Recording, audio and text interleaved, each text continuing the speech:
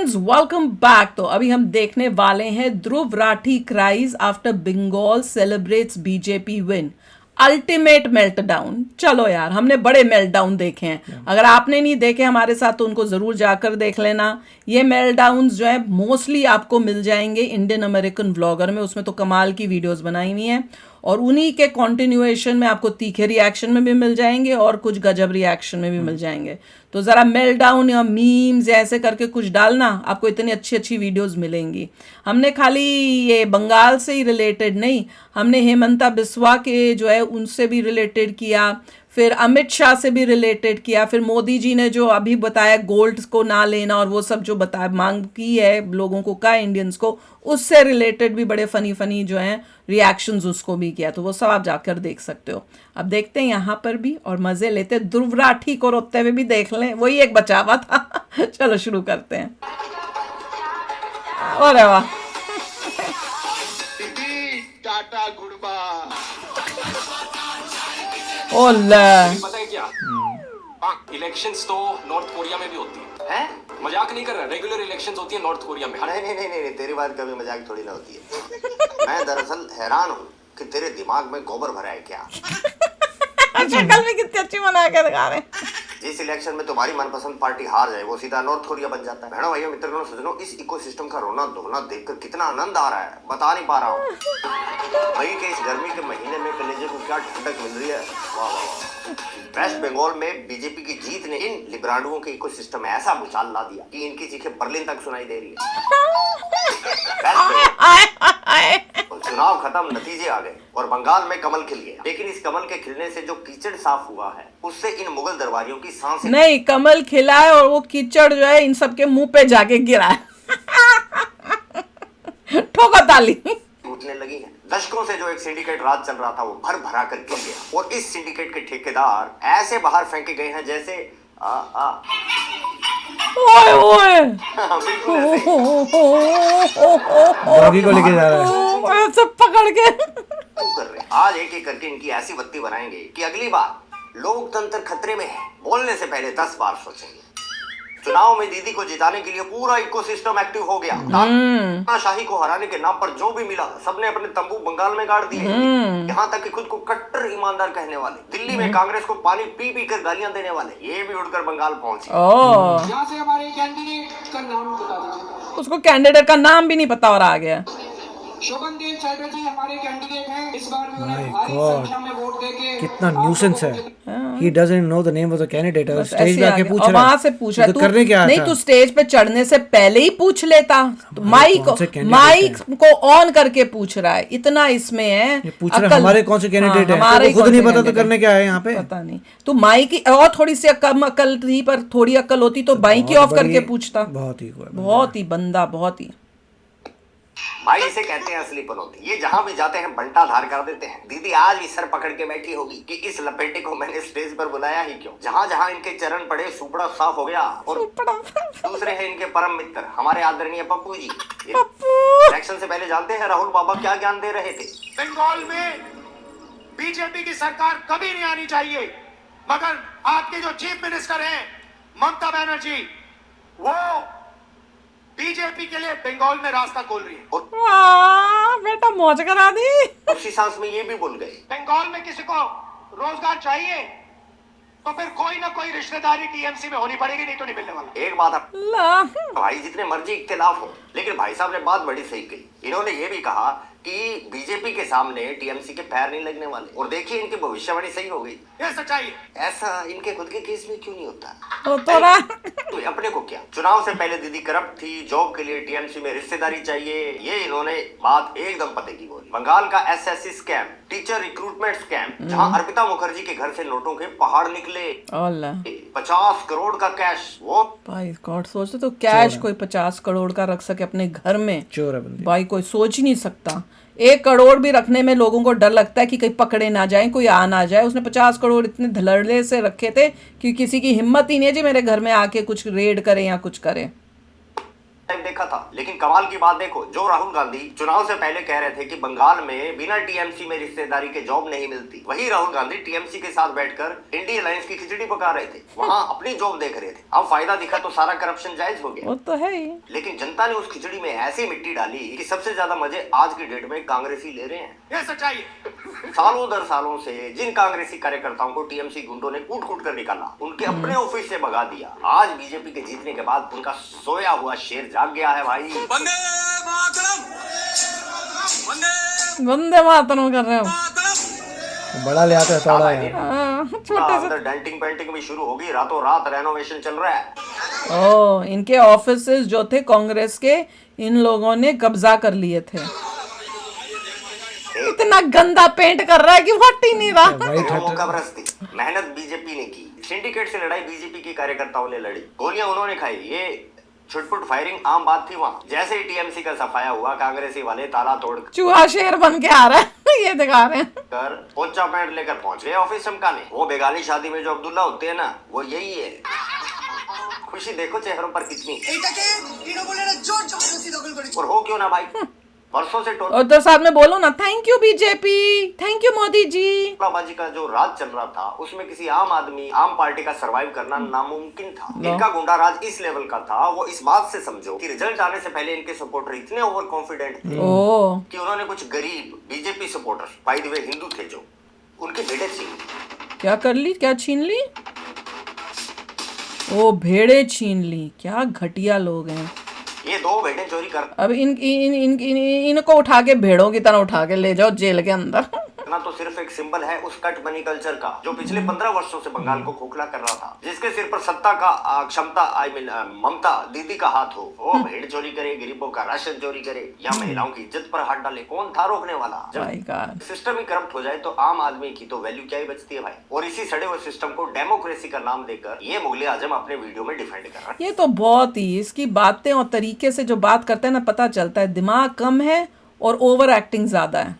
इसको बीजेपी की जीत में तानाशाही का डर दिख रहा है। बधाई हो दोस्तों, वेस्ट बंगाल में अच्छे बस दिन आ गए हैं। आ गए हैं। और देखो, इन संस्कारी सनातनी लोगों ने औरतों की रिस्पेक्ट करनी भी शुरू कर दी है। सुनते जाओ।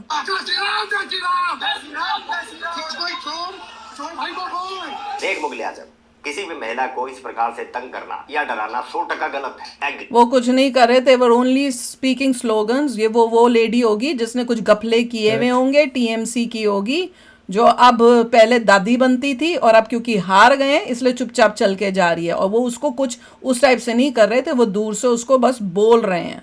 दैट इज नॉट, आप ये नहीं बोल सकते कि उसको तंग कर रहे हैं। पॉलिटिक्स थी। हाँ, दिस वाज पॉलिटिक्स। उसने क्या किया, पहले उसकी हिस्ट्री भी देखनी चाहिए। ये तो ऐसे हो गया कि ममता ने जितने कुकर्म किए उसके बाद कोई बंदा अपनी फ्रस्ट्रेशन भी ना दिखाए बोलकर भी।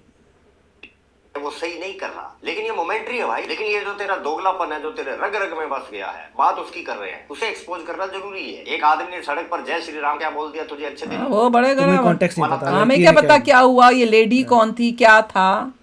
मारने का मौका मिल गया। तेरा पूरा इकोसिस्टम हाय तोबा मचाने लग गया। देखो भारत में महिलाओं की इज्जत नहीं। हाँ, जब वहां पे वो हॉस्पिटल का केस हुआ था तब क्या सांप सूख गए थे इनको? उससे बड़ा उनको ये दिख रहा है कि वो लेडी जा रही है और वो इतनी दूर से कुछ बोल रहा है, वो भी जय श्री राम या कुछ। जो जलेबी वाली बाई थी, सिमिलर उसके होगी ये बंदी। हाँ होगी, क्यों नहीं होगी। कॉन्टेक्स्ट में हो रहा है। हाँ वही तो, एग्जैक्टली। अच्छा बताया कि कैसे, मतलब यही तो मैं कहती हूँ कि कई जो यूट्यूबर्स हैं अपना प्रोपेगेंडा के लिए एक छोटी सी क्लिप लगा के दिखाने के लिए कि हम तो बड़े सच्ची न्यूज़ दे रहे हैं, वो क्लिप को पूरा देखो तो पता चलता है यार बात कुछ नहीं थी, उसको क्या तोड़ बोड़ ओढ़ के किया है।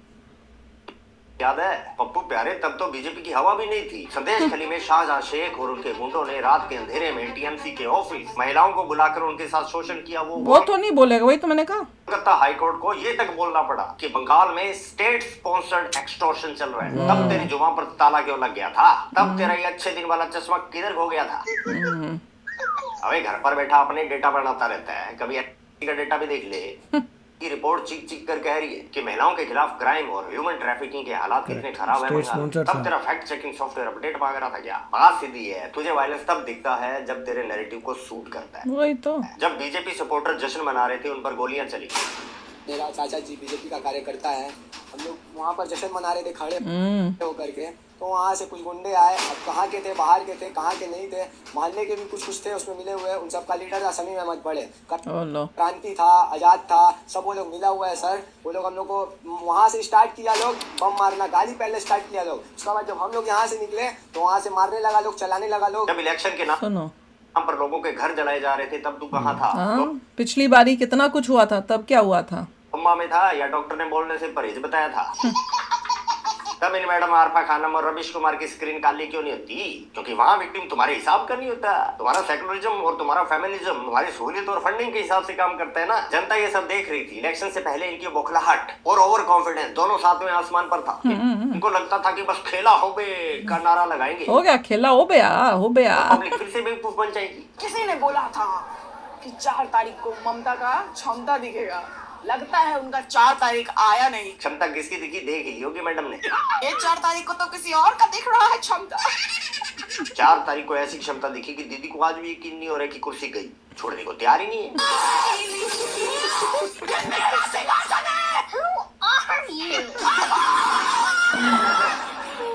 और जिसने भी इसे छूने की कोशिश की जैसे मंजुलिका महल नहीं छोड़ रही थी, मैडम है कि कुर्सी नहीं छोड़ रही, हार मानने को तैयार ही नहीं है। सब ईवीएम का दोष है भाई। मैडम को लगा ये जो भी नौटंकी करेंगी इधर उधर से कॉपी करके जनता तालियां बजाएगी। क्या कर रही है? उसने ये कोशिश की कि वहाँ पे झालमुरी किया है मोदी जी ने, तो उसके तोड़ में मैं यहाँ पे सब्जियां खरीदूंगी। इसे बोलो कभी कुछ बनाया भी है? अरे दीदी ओरिजिनल और चाइनीज कॉपी में कुछ तो फर्क होता होगा। कभी मोमोज बनाना, कभी ये शॉपिंग टमाटर कैमरे पर अच्छा लगता है। ऐसा राहुल गांधी भी कर रहा था, मुझे याद है, वो भी यही करने की कोशिश कर रहा था। और सब्जी की एफिसी नहीं बताते। नेता नहीं बन जाता, ग्राउंड लेवल का नेता तो जाके बोलेगा what is this. Ground reality को समझना पड़ेगा। और ग्राउंड की सबसे बड़ी रियलिटी ये थी कि बंगाल में डेमोग्राफी किस कदर चेंज हो रही थी, तब आप आंखें बंद करके बैठी थी। इस इकोसिस्टम ने सेक्युलर राजनीति के चक्कर में लोगों का किस कदर ब्रेन वॉश किया, नमूना देखो।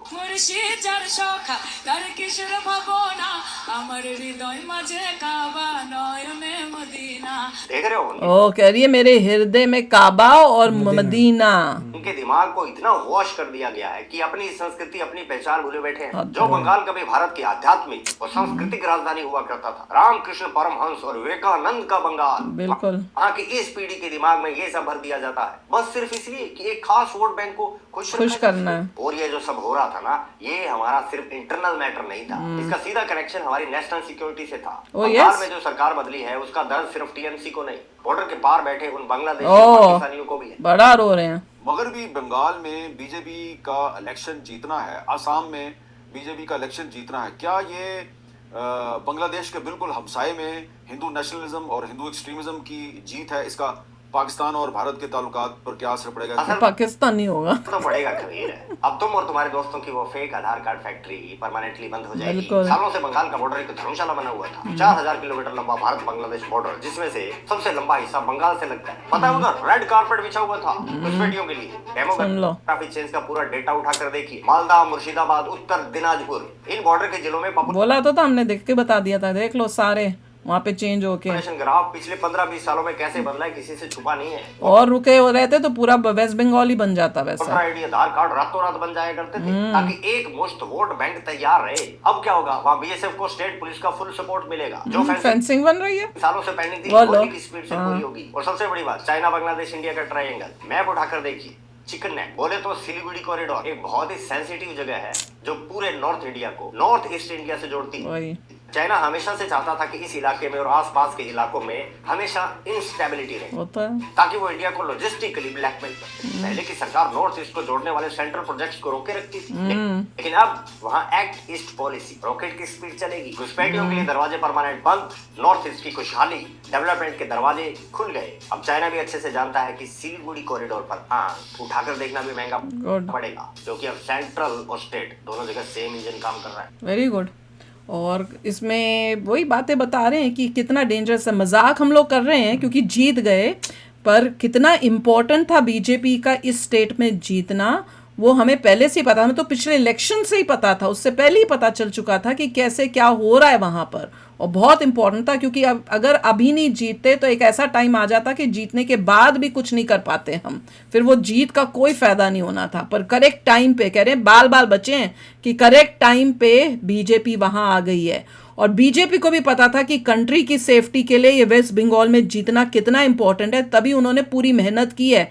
ये सीआरपीएफ और ये सब इन्होंने इसलिए नहीं किया कि उनको जीतना है, खाली उनको पता था कि इस बारी नहीं जीते तो बंगाल, वेस्ट बंगाल में ऐसी हालत हो जाएगी कि ये कंट्री की सेफ्टी के लिए भी मुसीबत खड़ी कर देगा। वो तो अपनी डिक्लेयर करने वाले थे इंडिपेंडेंस। हाँ, वो तो उन्होंने अपने दिमाग, लोगों को वेस्ट बंगाल के धीरे धीरे उनकी ब्रेन वॉशिंग शुरू कर दी थी कि हम तो ज्यादा बांग्लादेशी होते जा रहे हैं। उन्होंने ये काम शुरू कर दिया था वहां की जनता के लिए ही कि हम इंडियन नहीं, हम तो बांग्लादेशी हैं। हमारा ज्यादा जो कनेक्शन है और रहन सहन और सब है वो तो बांग्लादेश है। ये बांग्लादेशी वाले अपने दूसरे मैप्स दिखा रहे थे, उनको लग रहा था कि ऐसा कुछ होगा। और उसके बाद जब ये हारी है तो इसको बोल भी तो रहे थे ममता को कि तू इसको इंडिपेंडेंट कर ले, हम बोल दे क्या कंट्रीज है, हम तेरे साथ हैं। वो ये सब चल रहा था। तो चलो यार, आप भी शेयर करना अपने थॉट्स। चलते हैं, मिलेंगे नेक्स्ट वीडियो में बहुत ही जल्द। Till then take care and bye bye. तो अगर आप मेरे इस चैनल पे नए हो तो जल्दी से सब्सक्राइब के बटन को हिट करो और बेल आइकन को क्लिक करो, ताकि आपको मेरा जब नया वीडियो मैं लगाऊं आपको उसके बारे में जल्दी से पता चल जाए।